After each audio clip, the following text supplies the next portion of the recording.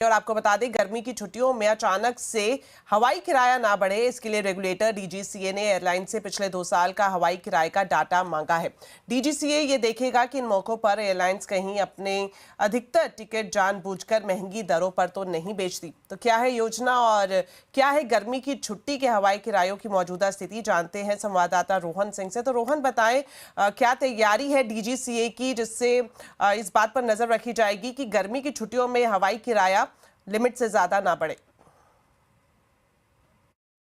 जी, गर्मी की छुट्टियों से पहले सिविल एविएशन रेगुलेटर डीजीसीए कुछ तैयारियां कर रहा है। सभी एयरलाइंस से पिछले 2 साल का एयर फेयर का डेटा देने को कहा गया है। एयरलाइंस को ये जानकारी देनी है कि उन्होंने पिछले 2 साल में कितने प्रतिशत जो टिकट हैं वो हायर बकेट में बेची हैं। दरअसल सभी एयरलाइंस को अभी भी मौजूदा सिस्टम में एक जानकारी देनी होती है कि वो न्यूनतम कितने में बेचने जा रही हैं और अधिकतम कितना एयर फेयर रखने जा रही हैं, लेकिन उसमें कितने प्रतिशत टिकट जो है अधिकतम के आसपास रहती हैं ये काफ़ी मुश्किल होता है जानना। और अगर ये डीजीसीए को लगता है कि एयरलाइंस हायर ब्रैकेट के अराउंड ही अधिकतम टिकट बेच रही हैं तो डीजीसीए कुछ एडवाइजरी जारी कर सकता है या एयरलाइंस को टिकट की जो कीमत है वो कम करने को कह सकता है। साथ ही एक अर्ली वार्निंग सिस्टम पर भी काम हो रहा है जिसमें आर्टिफिशियल इंटेलिजेंस का इस्तेमाल किया जाएगा।